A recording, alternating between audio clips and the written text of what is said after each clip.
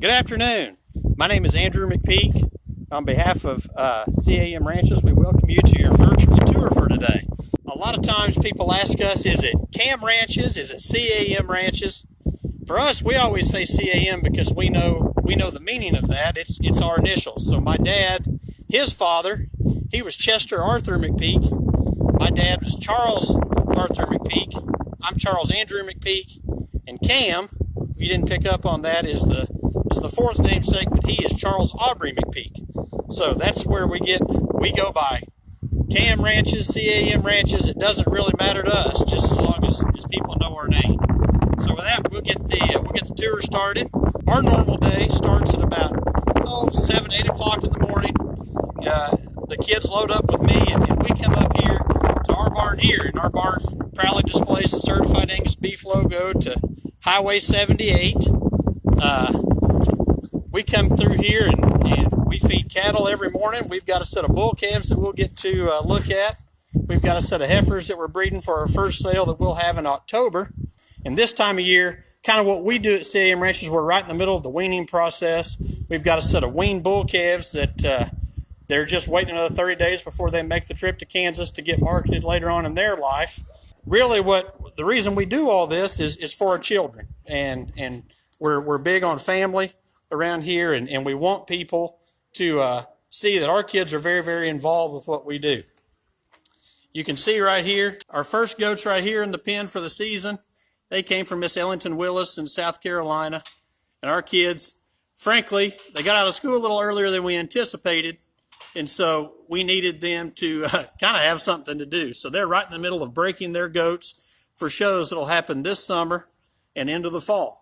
And so we're going to leave it with them right now. What we do here is basically, this is our breeding facility. We house donor cows here and that sort of stuff. We also wean calves here. We just kind of do a lot of everything right here, but this is kind of where our day starts.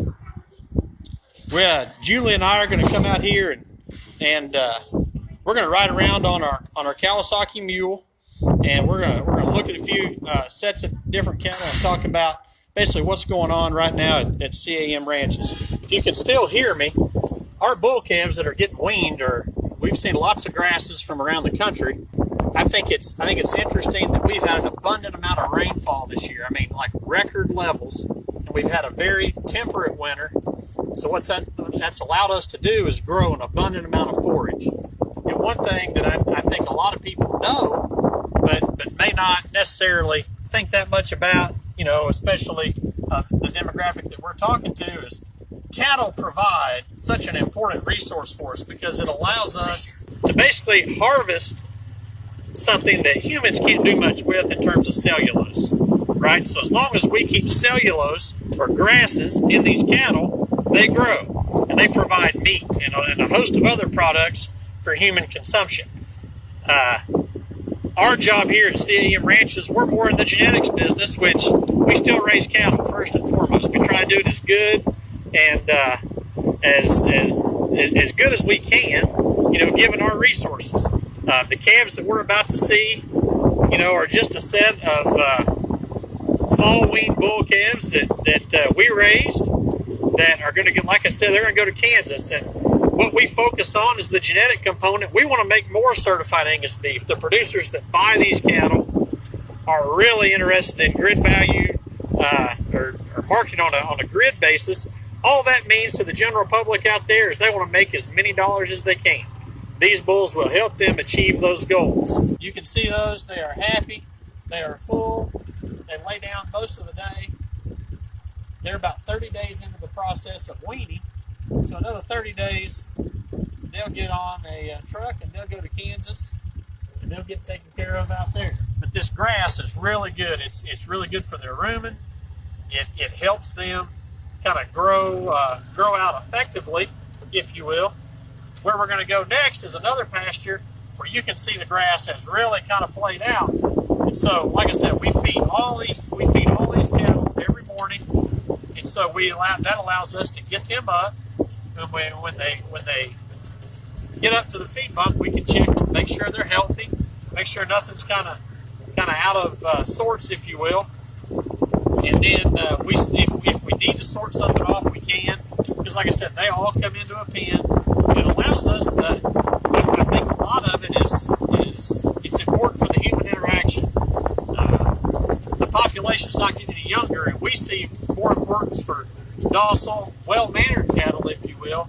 And so that allows us to be around them, walking through them, and doing what, just getting them ready for life around humans. So we have 150 females, if you heard that. Our acreage, we actually lease quite a bit of acreage.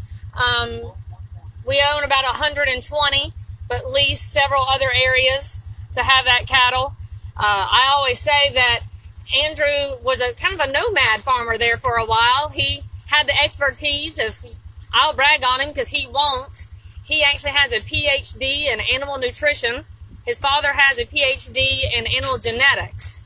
But my father was so proud of me when I told him I was dating a doctor, and then when I told him I was marrying a farmer and he was actually the same guy, he was confused and a little bewildered, but he's come around to it all. But yeah, so we did not grow up on a generational farm like some people are accustomed to. Andrew has found land and kind of pieced together some acreage so we could do what he loves to do. And he has made such a wonderful life for us that we're all proud of his efforts. We're in a set of heifers that we're currently. I got you. We're in a set of heifers that we're breeding through right now. We're getting ready for our first sale that we're going to start having in October. We're going to offer about probably between 70 and 80 bred females, along with our partner at Ogeechee Farms in Wadley, Georgia. That's who we partner with.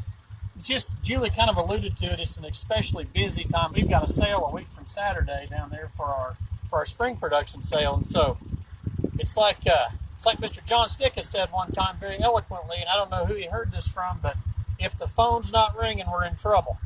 And so I like the phone ringing, especially this time of year. But what we can really see is the grasses down here. Our grass is really, really different over here in this pasture because we didn't drill any kind of fall annual in here. And what you see a transition period. We've got some volunteer ryegrasses that show up. We've got some pop clovers that show up. That when we spray, we'll take care of all those. But we got Bermuda grass.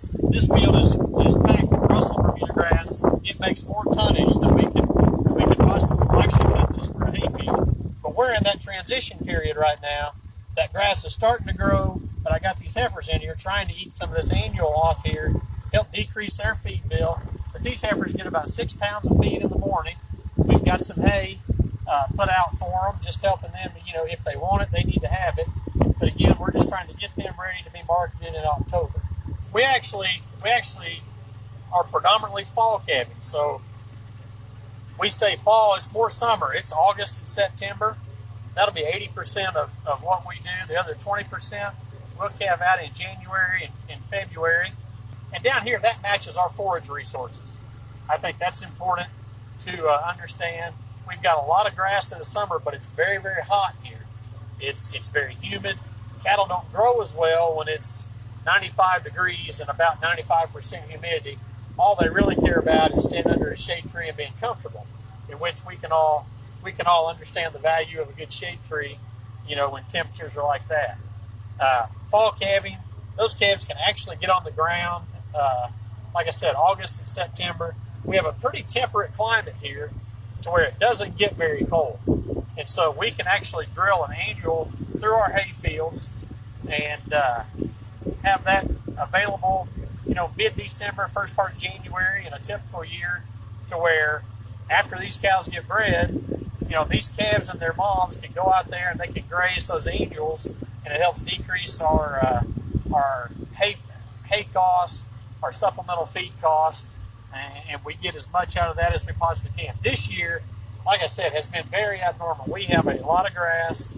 Our cattle look especially well because of it, and especially cattle for a sale.